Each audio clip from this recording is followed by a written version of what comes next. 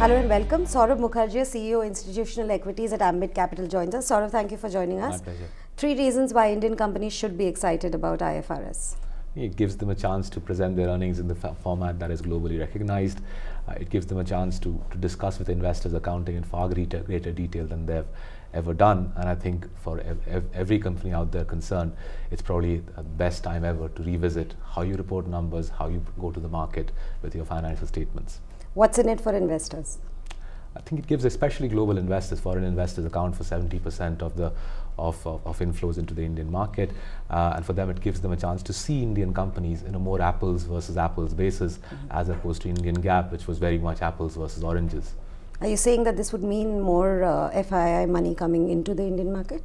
For certain companies, yes. I think especially for well-run companies in sectors like consumer, auto, FMCG, where it's largely P&L oriented companies, cash flow oriented companies, I think this is a boon. It will allow them to highlight the quality of their accounting to the world outside. My fear is that there will be a big part of the Indian market, especially balance sheet heavy sectors, power, infrastructure, real estate, banking. I think there is bad news for those companies, because I think that transition to IFRS will highlight the inadequacy of some of their financial statements. What's in it for retail investors? Retail investors, I think, have struggled typically in the past to invest in companies, or have been ensnared by companies by poor accounts. So to the extent that IFRS gives you greater transparency, this is a step forward for retail investors. We are at the helm of starting the convergence era in India. How do you think the stock markets would react to that? The stock markets would have been much happier were we moving to IFRS proper. We're moving to Ind AS, which is, I think, a step forward, but perhaps not as far forward as we would like to move. My hunch is the stock market will take a positive view of certain companies whose numbers stand up to scrutiny under Ind AS. It'll take a negative view of others. On balance, it'll be a mildly positive event, I would say.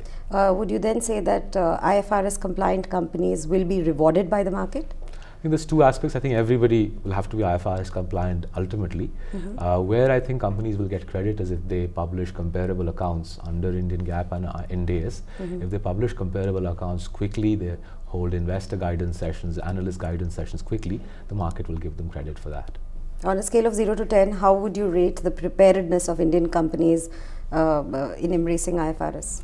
I think the preparedness is selective where the company's financial hit is not adverse. I think the preparedness is high, 8, 9 perhaps, and where the companies know bad news is in the pipeline, the preparedness is 2 to 3 perhaps. All right, Saurabh. Thank you so much for joining us.